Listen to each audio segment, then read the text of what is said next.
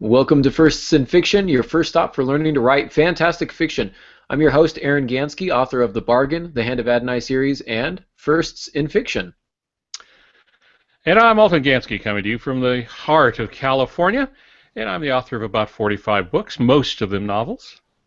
I'm Molly Jo Reilly. I am producer of the podcast, and I am author of the Unemployment Cookbook and the upcoming location mystery, NOLA. And with us tonight, we've got oh, wow, super easy for me to say. What are we, 5 minutes into this? Maybe I will edit this one. 5 seconds. Oh my goodness. Special guest with us, Jeff Gerke. Wow. Super honored to have you on the show. Pops, why don't you tell our listeners just a little bit about Jeff? I shall, but before I do, we forgot to mention you had an anniversary, so... I was saving that for later. Hold on, everybody. You ready? Okay, there's the picture. That was my wedding day, right above my head. So it's there every week where I podcast here. Is 14 years. 14 years. So still young, but thank you for that, Pops. I'm so proud that you found a woman that could stick with you for 14 years. With only a minimal amount of brain damage. So during those teenage years, I was just never quite sure, you know. And having said that, I celebrated 43 years with my wife on the 20th, the day after our last broadcast. But enough about that. I'm happy to introduce to you Jeff Gerke. The last name is spelled Gerke. I tell you that because his website is jeffgerke.com. And we're going to talk about that in just a second. But Jeff and I go back a good number of years. We used to be part of a writers group together. We've been at conferences together. We've done other things, and I probably owe him money for something here and there with that.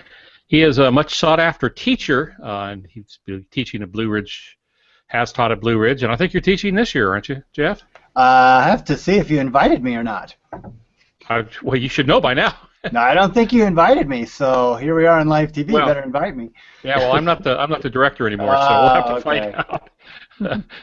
We'll have to find out. But anyway, it has 8 to 14 conferences. Now, if you've never taught at a writers' conference, that may not sound like a lot. Let me tell you, that is a lot. That's about one a month or so, where you're going someplace and teaching for a number of days. And his expertise in the fiction field is well known. Writer's Digest Publishing has published 5 of his fiction how-to books, craft books, including the Irresistible Novel, Write Your Novel in a Month, The Art and Craft of Writing Christian Fiction, Plot versus Character, and the first 50 pages. So there's a ton of material there, and you can get, I think, all of those through Amazon or whatever other booksellers that you go to. And is it 2 trilogies you've penned, Jeff? Is it 2? That's right. Yeah, 2 trilogies, and I remember them both very well. High-tech kinds of thrillers, and then in addition to the writing and stuff that he's done and the teaching, he offers several services which you can find at jeffgerke.com, and that includes editing and writing, but also artwork, which is rather amazing. Usually you don't find writers who can edit and who can do cover art and who can do typesetting, and then also all the teaching. So that's Jeff Gerke, Gerke.com. For those of you who can't see, well, you don't have a lower third, so it doesn't matter. There's that. He is also, and this may be his greatest claim to fame yet, was the founder of the Marcher Lord Press, which is now called Enclave Publishing. But for a good number of years, they put out books. I think you just told me it was like 35 books or something like that. And in the speculative fiction, not familiar with speculative fiction, it's sort of a category that catches science fiction and fantasy and other types of books. Jeff's been an editor at Multnomah, Strain Communications, and Nav Press. And now, the thing he will really be remembered for is he's the newest writer on the Remnant series, the novellas. Frank Peretti has gone off to write another book project that he had a contract for, and Jeff is going to step up and introduce a new character here in a few weeks. I think the book will probably be out in 2-3 months. I'd have to look at the calendar, something like that. But I think it's beyond that because mine's not even due until June. Okay, so the summer. So now you know what to get for your summer reading. Right. That'll be coming up. So, welcome, Jeff. Thank you, Al. Yeah, we're super excited to have you on the show. We're going to do a class together coming up at a Christian Writers Conference, and we're not able to get that worked out. So you graciously agreed to be with as a guest for us on our first wildcard episode of the year, to talk about an issue that really piqued my interest, which is hacking your reader's brain. So I'm super excited about this. But before we get there, we do have a question for Ask the Author. And before we get to that, I was just going to mention, those of you astute listeners may have realized that my father's anniversary is, what, a week before mine? Is that right, Pops? That's right. Yeah, the 20th. Yeah. Not by coincidence, so just in case you guys are burning to know how I ended up with my wife, you and Mom typically go to Disneyland for your anniversary, and when I was young, still living at home, you invited me, and you said you could bring a friend, and so I immediately knew who I was going to bring. And that was my wife, Naomi. At the time, we weren't even dating, but Disneyland is the happiest place on earth, and I do a mean crocodile hunter impersonation. So after dinner at the Blue Bayou, where I made an absolute idiot out of myself, she knew she could love somebody who could laugh at themselves. So, and that was so. Yeah, I mean, we in large part have our marriage to thank for you guys, or have you to thank for our marriage. So. That's awkward, though. That's more information than anybody wanted to know. So well, you've given us grandkids, so we'll call it even now. Okay, all right. So today's question, or rather this week's question, comes from Cynthia Scott, who sent her question in via aarongansky.com, so thank you for that.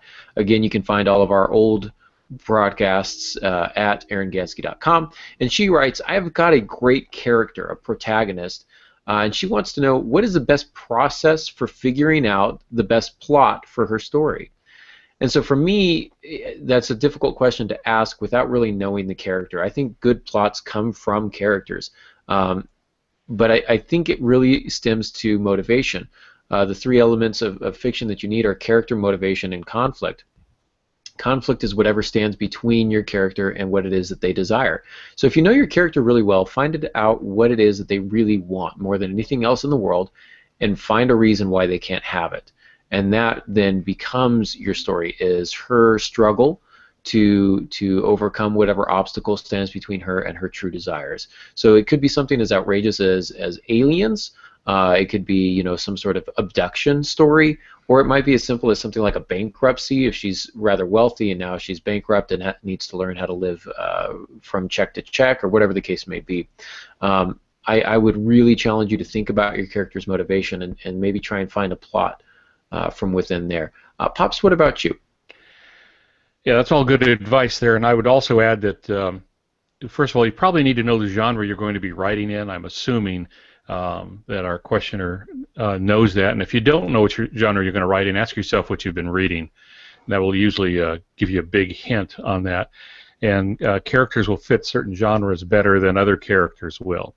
Now, normally, you usually don't get a character unless you have some basic plot idea, but sometimes one arrives before the other. And certainly nothing wrong with that. We talked earlier this month, since we're doing these things month by month, one subject primarily per month, that you need to have a lot of ideas. You need to have enough ideas to throw away, and you need to have more ideas than you can possibly use. And out of that, they will lead to yet other ideas, but then you might find one that it fits your character. So just be careful that you're not so in love with your character that you will choose any kind of plot line to go with it. They really need to match up one way or the other, and that will be dependent upon your character's skills or whatever your character has to overcome, whatever motivates the character. So, and if you're still uncertain about that, try on like you try on clothes, try on a few plot lines and steal them from other writers, and just change it a little bit and see if there's any magic in it. So, for example, Michael Crichton did Jurassic Park, where they brought back dinosaurs genetically. Well, what if you had someone else do that, but they didn't bring back dinosaurs, they brought back Jurassic viruses? I don't know if it's a good story or not, but does your character fit that kind of thing? Or is your character a crime solver, hard-boiled detective, adventurer? Those will help you figure out what your plot needs to be. So just try a few things on and see if any of them seem remotely comfortable, and if so, then you might want to run with something like that. Absolutely. Jeff, what do you think about that? Well, you guys have said good information that I like and I agree with. Um, yeah, I like to teach writers. I'm actually what I call a plot-first novelist. I come up with story ideas all day long, but character stuff is kind of weaker for me, and other people are character-first novelists. They have great character ideas, but their plot ideas are kind of weak sometimes. And even though I'm a plot-first guy, I really think that a strong character is the heart and the basis and the foundation for a good novel. So this author has a really good protagonist. I would want her to develop the inner journey, the transformational arc that this character is going to go through. Most fiction is about somebody who changes. That's kind of why we like stories. We want to vicariously watch somebody go through a change. And so I like to almost plot out the inner journey of a character. I guess that's a plot guy's approach to character transformation. And then I like to say that the plot then becomes just kind of the stage on which the character transformation is acted out, or it's the means of externalizing what would normally be internal, this character transformation. So I say that the inner journey is 75% of the plot, and so then we just figure out how to, the plot comes along and gives it structure, and gives it kind of the trappings, the costumes, and the characters in the backdrop. And it also, the plot comes along and makes the character transformation actually take place. Instead of never happening or happening in a year, it happens now because of the plot. So the question is, what's the best process for figuring out a great plot for that character? I would say take a look back at your inner journey and see if there are ways to extrapolate, comment on that, and bring out that inner journey, and also a very good 3-act structure that supports the character's inner journey will make sure that that journey is, and that the whole story is a satisfying tale for the reader.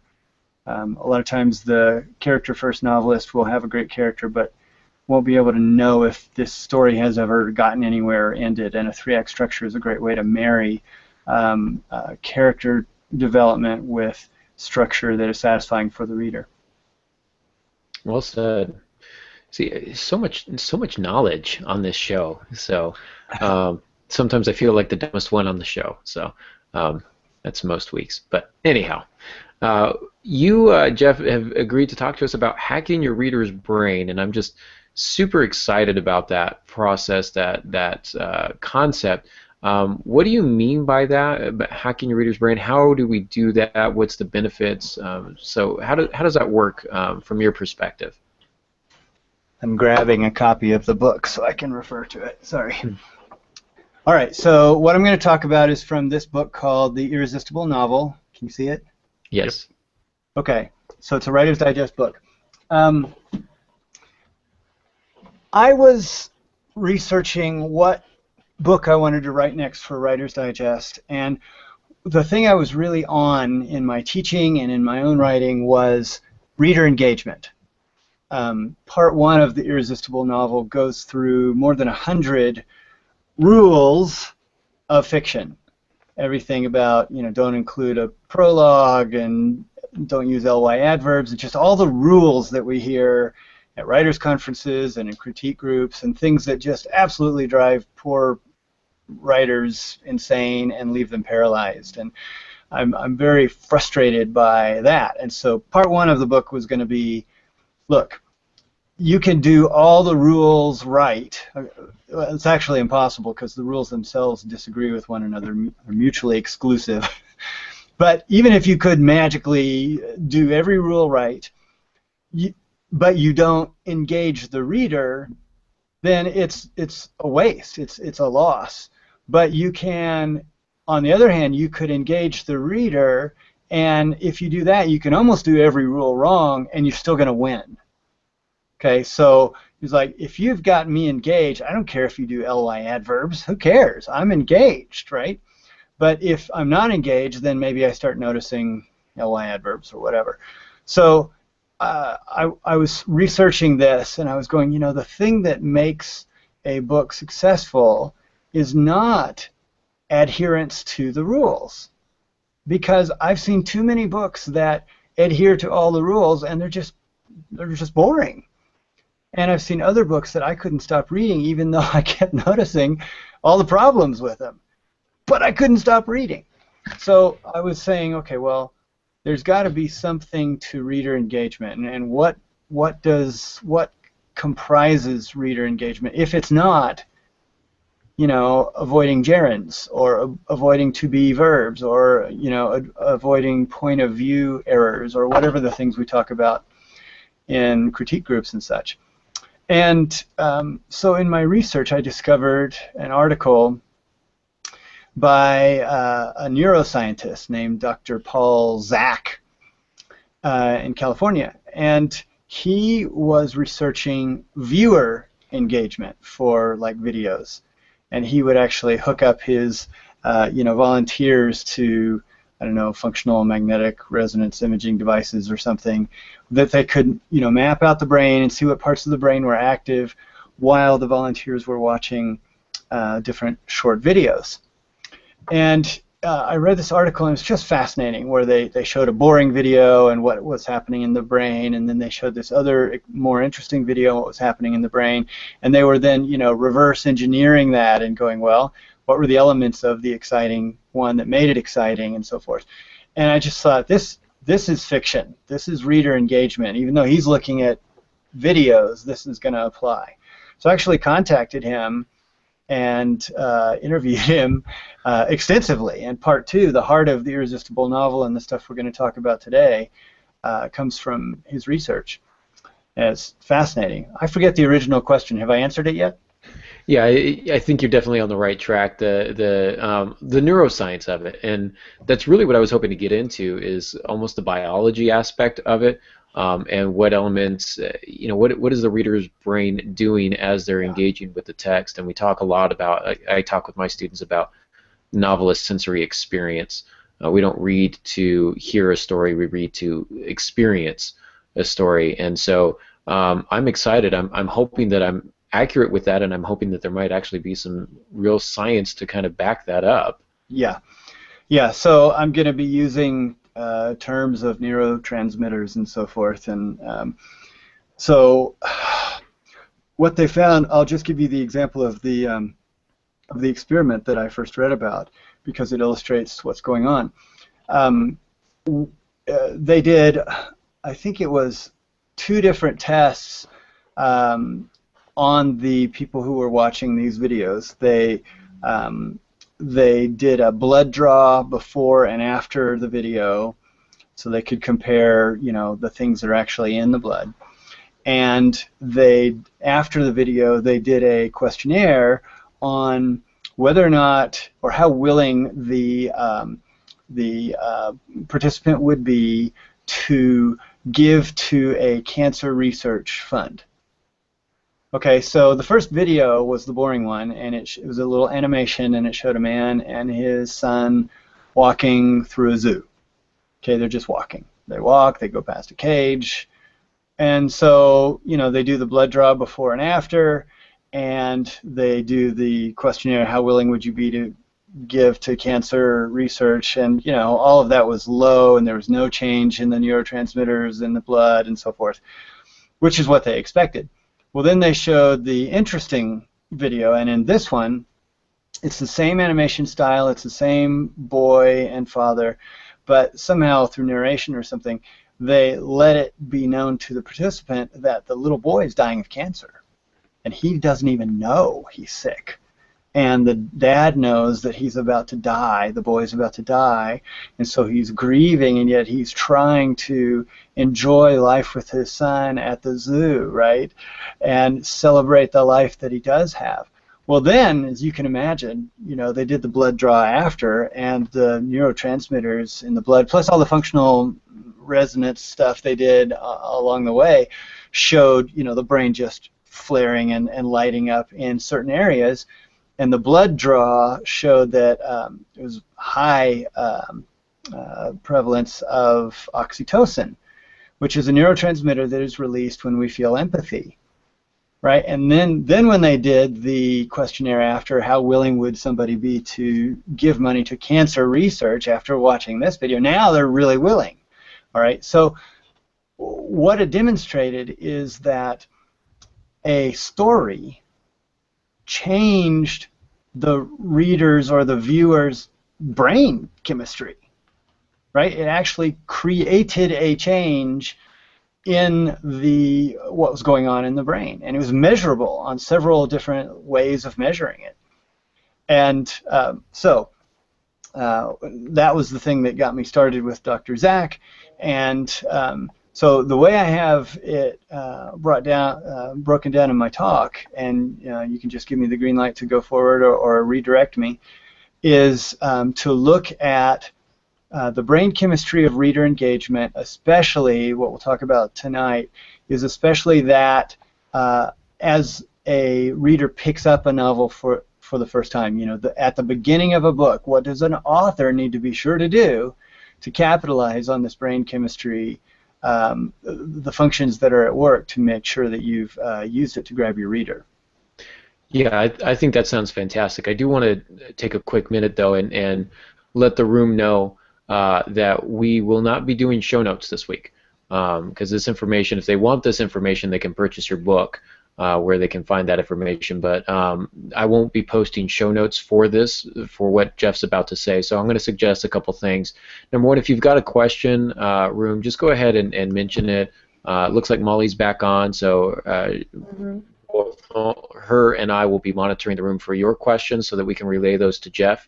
I would also suggest maybe having a window with Google open, so if you're, want to find out more about oxytocin and fMRIs and all those types of things, you can do a little bit of Google research as you go. So in the meantime, I'm going to be taking as many notes as possible and watching the room. But I'm super excited that there's actually hard science to back up what I think we all know instinctively as writers and readers, which is this is a gateway to empathy, and that these characters, even though they're fictional, become real to us. And Pops, you've said this several times, that we cannot distinguish between fantasy and reality. I was just going to bring that up. That, there have been some studies that show that the human mind cannot separate reality from that which is fiction that's presented in front of them. That's why when we go to a scary movie, we jump. If it's two-dimensional, we know it's not real. We know we're in a movie theater. We're eating popcorn. We're in a safe place. And nonetheless, when I was watching Alien, and I used to be a biology major, and they had that little football egg open up, and I thought, man, that looks realistic. And I leaned forward, and that thing jumped on the guy's face. Well, I was toast for the rest of the show, and I couldn't get out of it. And even though I knew, and I kept telling myself, it's just a movie, it's just a movie, I still ended up, screaming like a girl. So. Through part of it, and so did everyone else in the theater. So this is interesting. What you're saying, Jeff, is that the blood chemistry change. There's actually a physiological change when the person is engaged, as opposed to when the person isn't engaged, and it's to the point that it can be measured. I got that right? Yeah, absolutely right. So the trick then is to, how do we use this? Okay, this is happening. How do we do it on purpose? And Aaron, you said something that I totally agree with, and that is that we kind of all know this as storytellers, and also, Al, like you're saying, as story enjoyers. We want to be engaged, or we want to engage our reader, and we kind of know when it's not happening, and sometimes we sense when it is happening, but we don't always know why. We're kind of stumbling around in the dark, and what I love about this material is that it allows us to go, oh, here's why that's happening or not happening in my book, and here's how I can make sure it does happen. So that's what I'm going to give you guys. All right, so you want me to just launch? Yeah, absolutely. Yeah, I'm ready. I've got my notes ready. Okay. So I'm going to talk tonight on how we grab the reader, how we use this brain information at the beginning, kind of Act 1 stuff. And, the Irresistible Novel covers Act 1, Act 2, Act 3, covers everything, but I'm just going to give you the front end stuff. So there are 3 things that you need to do from a brain science perspective to engage your reader's brain at the beginning. And let me just take a moment to say that, I talked about those more than 100 rules of fiction. And I agree with a lot of them. I do a lot of them myself. I disagree with a lot of them. And, Al, if you and I talked, and we would probably agree on some, we'd disagree on others. And, in the end, that doesn't really matter. And that's kind of my point. There are good principles we can use and so forth that help us tell our story, but the main thing is reader engagement. And so I say you can have 101 fiction rules, but for me, I'm going to basically throw them all out in terms of importance, and I'm going to say there's only one rule. I call it the great commandment of fiction. The great commandment of fiction is you must engage your reader from beginning to end. Okay? When I cease being engaged in a series on TV, in a book I'm reading, in a movie, I quit watching. Right? Unless I have to watch it for an assignment or I'm getting paid for it or something. Okay, but as a reader, when I get bored, basically, I quit reading. And that feeling of being bored is that moment when engagement has stopped. So I don't care what else rules you do, ly adverbs and ing participial phrase. I don't care what you do, as long as you keep me engaged. Okay, so how do we do that? How do we start this thing where if my rule is keep your reader engaged from beginning to end, let's talk about how to do it at the beginning. And I'm going to take a drink here. All right, there are 3 things you need to do at the beginning from a brain science perspective to engage your reader. I'll say all 3 of them, and then I'll unpack each one. The first one is you have to catch the reader's attention. Okay, you've got to catch the reader's attention. Number 2 is you've got to connect the reader to the protagonist. There's got to be this emotional empathy connection. And number 3, you've got to present this as a story that is going to be a challenge. I call it a story of struggle. Okay? So catch the reader's attention, connect the reader to the protagonist, and present a story of struggle. Okay, I'm just going to launch, and you guys stop me if questions come in or if I've been unclear about something. Sure. All right, catching the reader's attention. The way the brain works, happily, is that it's constantly monitoring the world around us for 2 things. And the first one it's looking for is danger, right? If you are sitting here listening to this podcast and a fire breaks out next to you, I certainly hope that your brain will prioritize that fire and your danger over listening to the rest of the podcast, no matter how interesting it might be. Well, let's not be rash here. Yeah. Let's not be rash.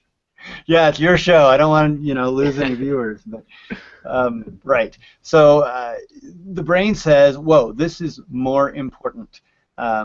Okay. So the same thing works in fiction because, like as you said, Al, we can't necessarily distinguish between the world on the stage or on the screen or in this book and my real world.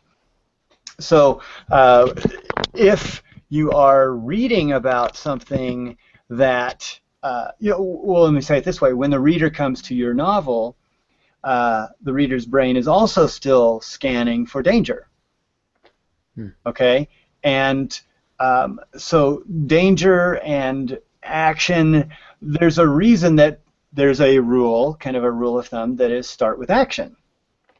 Okay, I'm not going to say you have to do that because there's another thing the brain is also looking for. So if you don't feel like, starting with any kind of action, I'm sorry, my camera keeps moving around. So if you don't want to do a car chase, or if you don't want to do emotional danger, like a Jane Austen kind of a thing, so you can do danger without doing a bomb blowing up. But if you don't want to do that, there's another way to do this. But because the human brain is monitoring for danger, it makes sense that a story that starts with some kind of danger, a person in peril, works, right? Because the brain goes, oh, this is interesting. Whereas, if you know what it feels like when you're bored, right? You're like, oh, I can't pay attention to this person. Well, what if your novel starts with a person gardening?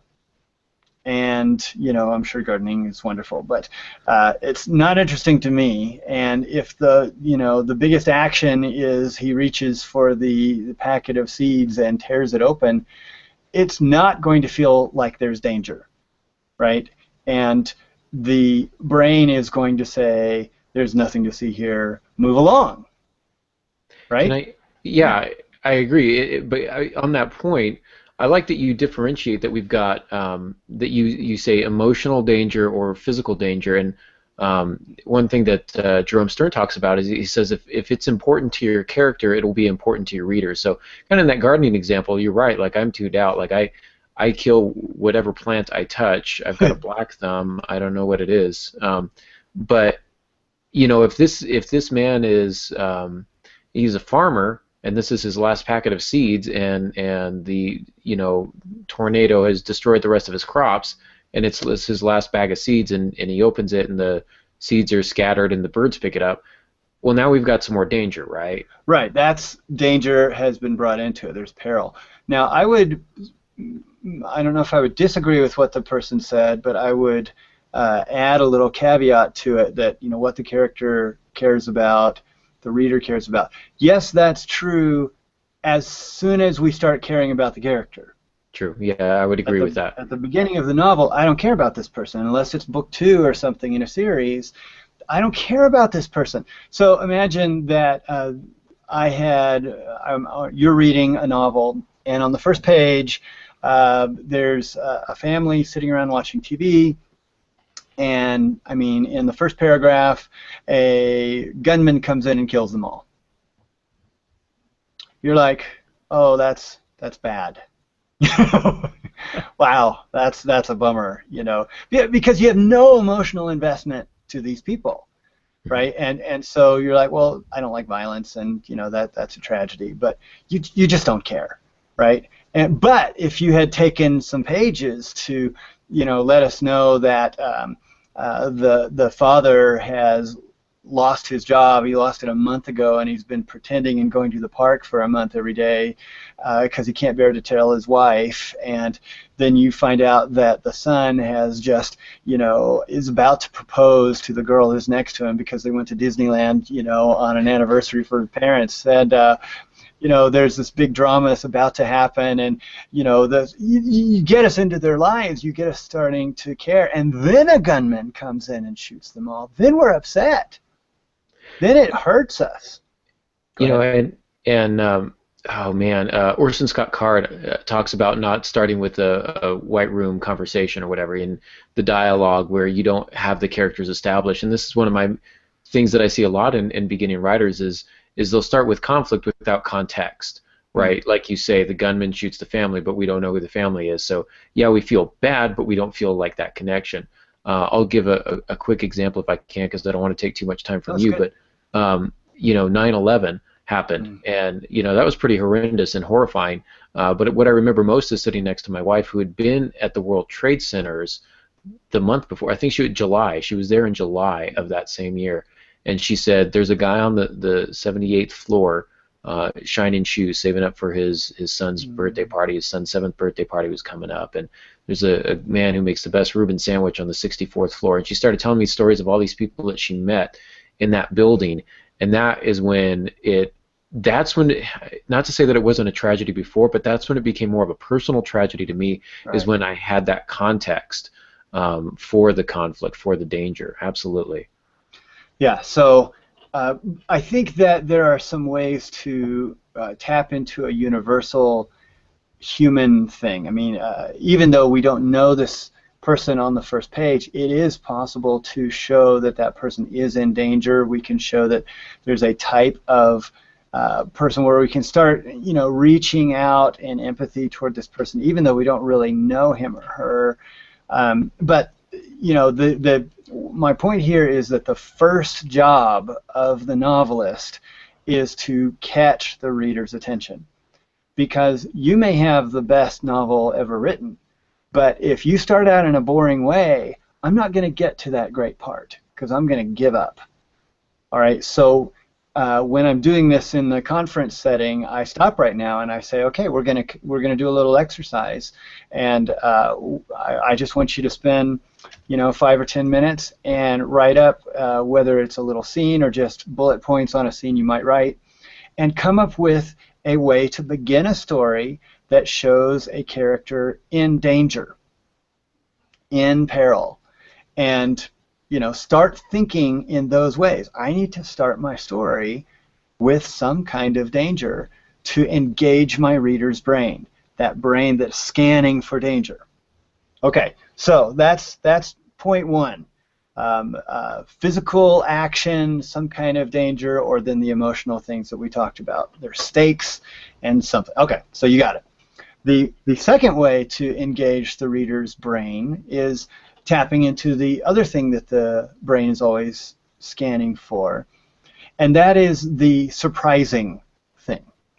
The I didn't see that coming, I wasn't expecting that kind of thing, where you're listening to my podcast, but in the room beside you, a troop of monkeys comes in and starts climbing around the room. I hate it when that happens. I hate it, just the other day. Oh, anyway. No, those were my kids. Okay, anyway. No, they're great.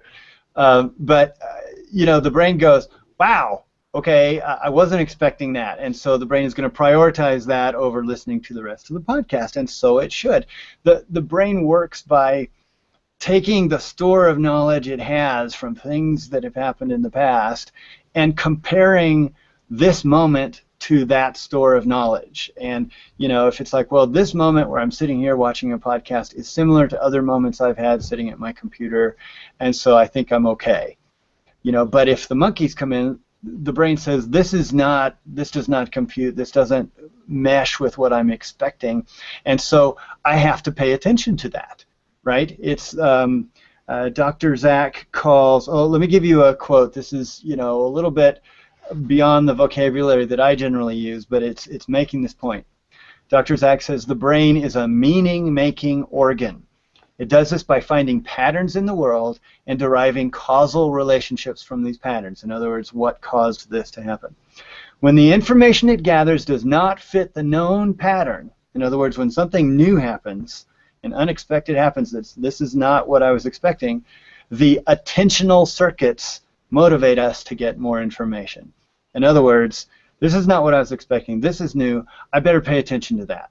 The attentional circuits motivate us to get more information. So when your reader comes to your novel, or to any novel, that is still going on in the brain. And another way to engage your reader is to surprise him or her, and to show something that is novel, or engaging, or funny, or unexpected, and intriguing, and that makes those attentional circuits pay attention and try to get more information, which is a fancy way of saying the reader leans forward and turns the pages. What were you going to say? Yeah, I was going to say, I've done a lot of research on opening lines, first lines. I've got a book, First Lines, First in Fiction, First Lines, and in my study of it, I've found the most popular way, the most popular first lines in fiction, 60 of the top 100 established some sort of conflict. But I think third was the unexpected first line. And some of my favorites were Dodie Smith's I Capture the Castle, where she writes, I write this sitting in the kitchen sink. That's unexpected. Exactly. Kitchen sinks are not for sitting in. And so, like you say, the brain says, we can't make meaning out of that, so we've got to rationalize that. Or you've got to explore it. The brain's like, what? We've got to connect things. We've got to find some reason in it, and And yeah, so that unexpected, the troop of monkeys was still climbing up the wall. Like that's a decent first line, So absolutely, great, thank you. Yeah, I just that made me happy. So Dr. Zach calls it a hot open. All right, so you want to start with some thing happening that will catch the reader's attention, because what the reader's brain loves and hates is the mundane, the safe. Okay, loves it in the sense of self-preservation and preservation of my equilibrium, right? I just want to keep doing what I'm doing. But it hates it in the sense of, this isn't interesting to me. And so the reader comes to fiction wanting to be interested, not bored. And so if you start in a way, I can't tell you how many unpublished manuscripts I've seen that start boring. He got up from his long nap and blinked the sleep out of his eyes. It's like, well, you just put me to sleep. All right, so don't do that. Figure out. And here's the other thing: if it's so important to capture the reader's attention at the beginning, and I say it is, because otherwise you're not going to have the reader at all, then go all out on this hot open. Show danger of at least one kind. Maybe you show the emotional danger and the physical danger, and be surprising and novel. You use everything. This is your toolkit. I've just told you what the brain is looking for. I've just told you how to engage your reader and what's happening when the reader isn't engaged. Now go do it. Be sure you're doing it.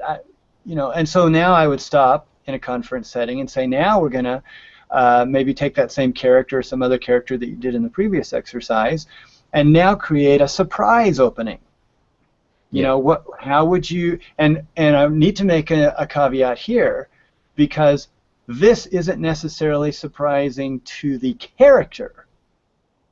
It's surprising to the reader, which is different, because the first one, it should be dangerous to the character, but this one needs to be surprising to the reader. So for instance, if your character is eating cereal and he puts his bowl in the sink, picks up his briefcase, gets in his car, and flies away, that's probably not going to be surprising to the character. Whoa, when did I get a flying car?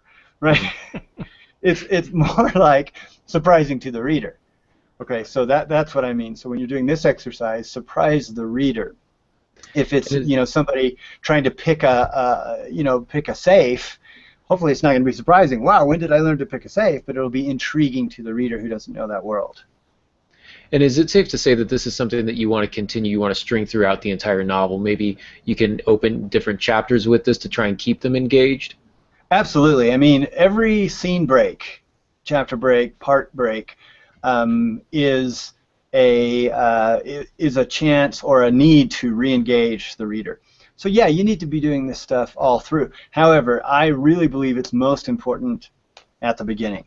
This is kind of the principle of teaching too. You have to keep that reader's brain engaged. I mean, I'll be teaching and I think I have a good material, but I'll just get this sense that people are starting to wander. I might start going out into the audience and walking through aisles while I'm still teaching, and even though that's kind of a cheap trick, it makes everybody go, wow, I wasn't expecting that. Is he right behind me? Is he going to look at what I wrote? It re-engages the brain. So yeah, you're going to be doing that throughout.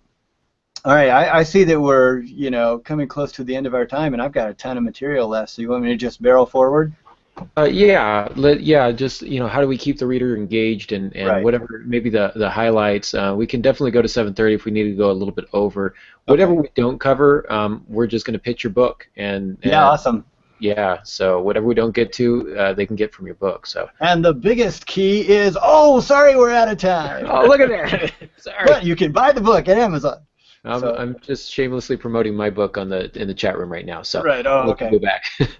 Okay, so. The second thing you need to do, we've got to grab the reader's attention, but the kind of the big secret here is you've got to connect the reader to the protagonist. Okay, you can catch my attention with a really great hot open, but then if you haven't, during that time when I'm interested, if you haven't given me a connection, several tethers to the protagonist in terms of empathy, you're going to lose me. You had me and you lost me. Had me on the hook, but you didn't set the hook. So the way to set the hook is to connect the reader to the protagonist. And that is done in a number of ways. One way to say it is you make the reader see how similar he or she is to the protagonist.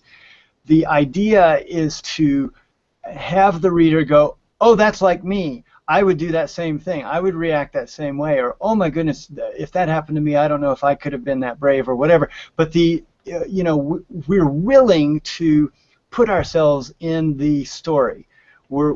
I said earlier, we're vicariously living through these stories, and we're watching somebody change.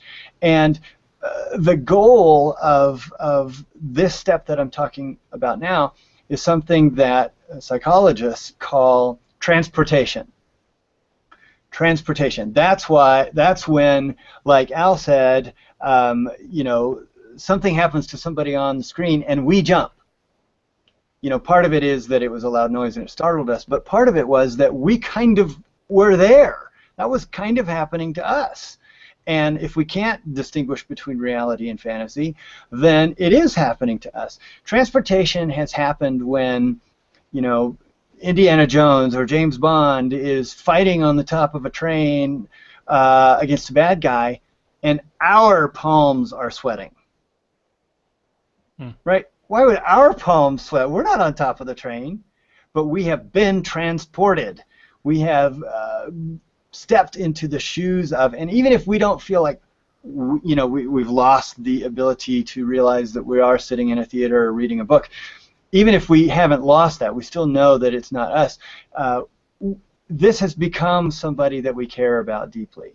And when you see somebody you care about in danger or in some kind of turmoil, it hurts you. You're engaged. You want to reach out and help. There's a reason that most young Disney animated heroes are missing one or both parents. Right? It's because that makes the reader or the viewer reach out and go, oh, you poor thing. We feel empathy. Okay? We feel connected, and even if we don't feel like we are Mowgli or Ariel or Anna, we still care deeply for that person because there's need. So you've got to create empathy. Empathy is the secret of transportation, and there's a secret to creating empathy. And part of it is, this person is like me. We have common experiences, common reactions. I wouldn't want to be in that situation, and I start caring for this person. And when you start seeing this character act in admirable ways, then the reader starts connecting even more. Wow, that person picked up the wallet and handed it back to the person, even though this character needed money for rent or something, and he didn't. He was honest. Okay, I like this person. I believe in this person. I've made a connection with this person. I'm going to start pulling for him. But the secret to all of it, the secret to this engagement and the secret to the empathy is vulnerability. When you see somebody who's vulnerable, who's hurting, who's overwhelmed, who's beat up, who's picked on, who's in some way disadvantaged, the woman walking across the parking lot carrying something, we might not notice, but if she spills everything, oh no, let's go help. We reach out. That's what I was saying about the orphans in Disney films. We want to, there's that vulnerability, and that's when the oxytocin is released. Okay, the oxytocin comes out when we sense vulnerability and a need that we can possibly meet in somebody. And so, here's your task. Task 1 is to catch my attention as a reader. Task 2, while you've got my attention, is to connect me to this person. You show me that he's like me, you show me that he's admirable, and then you show him in a vulnerable situation where he's overwhelmed, he's being heroic, he's trying hard, he's not giving up, but the cards are against him. I have an illustration. Let's see, how are we doing on time? You're doing all right. Okay, I'm going to give this illustration, then this one also illustrates the third point that I haven't made yet, so maybe it'll be my segue. There's a movie called Whiplash. It was up for Best Picture last year. A lot of people have not seen this movie. I had not seen it. I'd never even heard of it until the Academy Awards last year. And it's also up for Best Picture that year was the movie called Birdman, or it's got a subtitle, The Unexpected Joys The Unexpected Virtue of Something, yeah. Of something, yeah. And so I got both DVDs from the library, and I thought I'm going to try both of these. And I popped in the Birdman movie. And you know, I was impressed by the technical achievement. They did all of this, Al, you'll know about this, where they're doing a single shot. You know, it's kind of a Hitchcock technique, you know, like he did in Rope, where it's all supposedly, the whole movie is like one camera shot, unbroken. Supposedly, they do a lot of tricks. Well, they were doing the same thing, and it had special effects in it. It had costume changes. It had location changes. It was very impressive technically.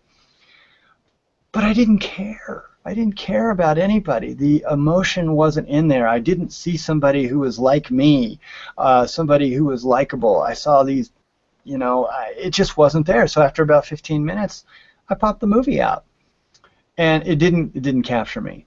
It got my attention at the beginning because it was surprising, but then it didn't gain it by the connection with the engagement. Okay, so I popped it out and I put Whiplash in, and I thought, you know, basically at that point it had 2 strikes against it already just because of this other movie.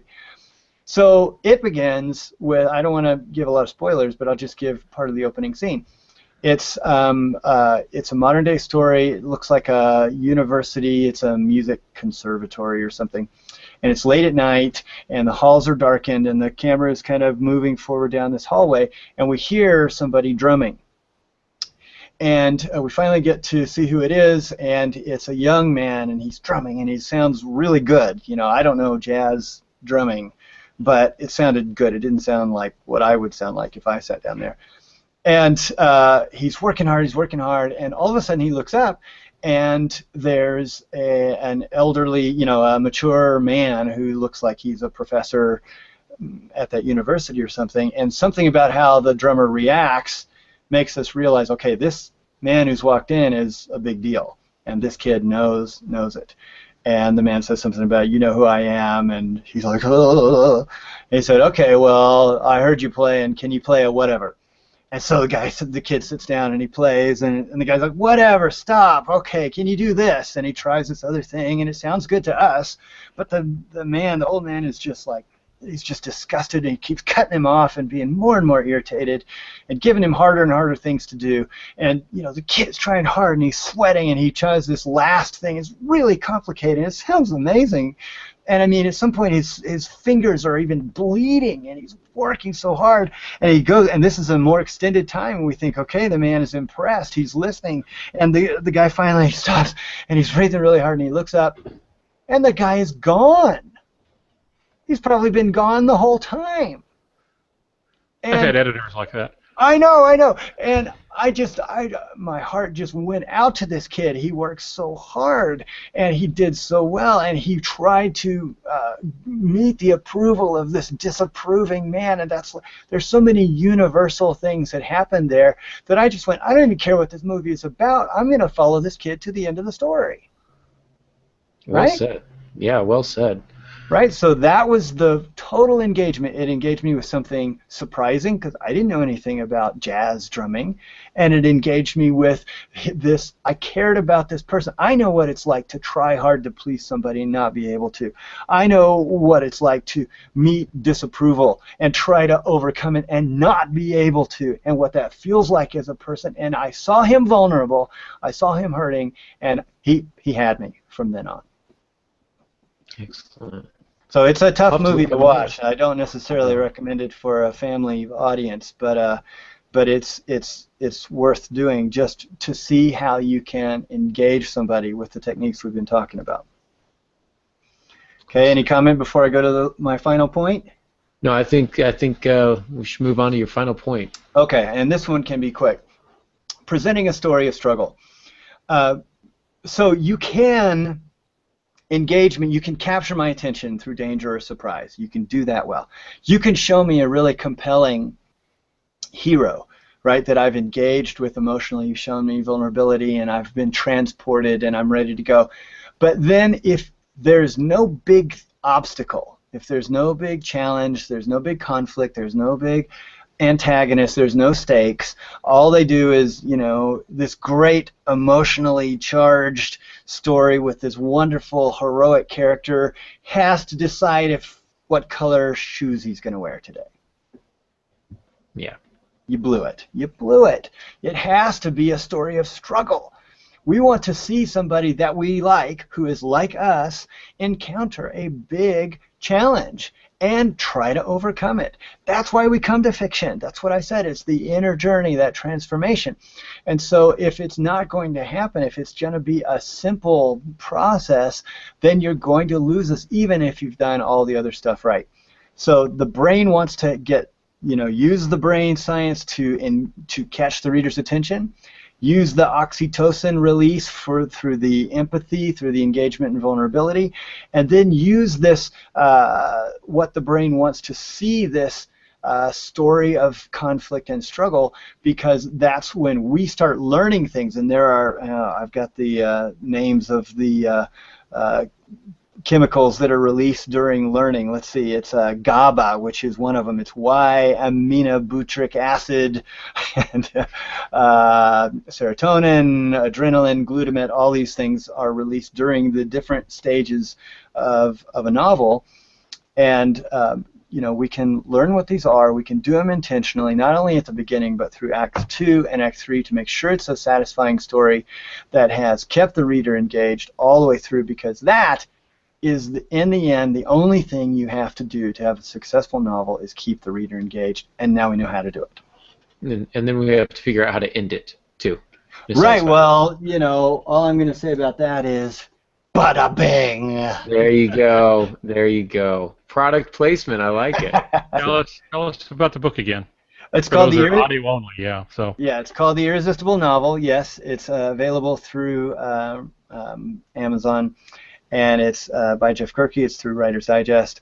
And part 1 is those 100 rules that I talk about. I give you my opinion on each of them. I let you decide. I deputize you to decide what you want to do on each of those 101. But it's all in the context of none of that really matters. What you've got to do is engage the reader, and that we do through part 2, which is the brain science. Okay, so the book is available as an ebook on Amazon. And what about other carriers? Well, it's available. It's a regular book, a print book too. So it's available. A print book. It's a dead tree book. Yeah. Yeah. So Barnes & Noble, wherever you want to get it. All right. Did you just call it a dead tree book? Yeah. It's paper book, dead tree book. It just got dark all of a sudden. So if your character is a tree and we want to see him vulnerably being chopped down, if it's a book, that's admirable. I'm trying to tie everything together here. Yeah, so, good. But well, that was really amazing stuff. Thank you so much for joining us, Jeff. Yeah, thanks for having me on. Yeah, so they can find your book via Amazon.com and other book retailers. They want to get in touch with you. Just jeffgerke.com. Yeah.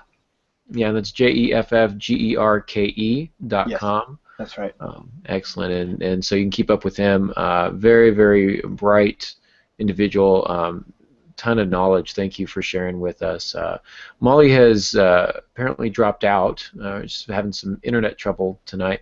But Pops, people can still reach you at altongansky.com. Yep, I'm hoping to get that reactivated pretty soon, but it still has great information and stuff, and that's probably the best way to get hold of me. Excellent. And Molly, you can find at frankly-my-dear-mojo.com. I'm at aarongansky.com, where you can find all the previous broadcasts of our podcast here. And next week is February, in case you didn't know. Valentine's Day is coming up, so make sure you get something for your sweetie. We're going to shift gears from ideas to talking about the writer's life, and next week we'll talk about growing as a writer.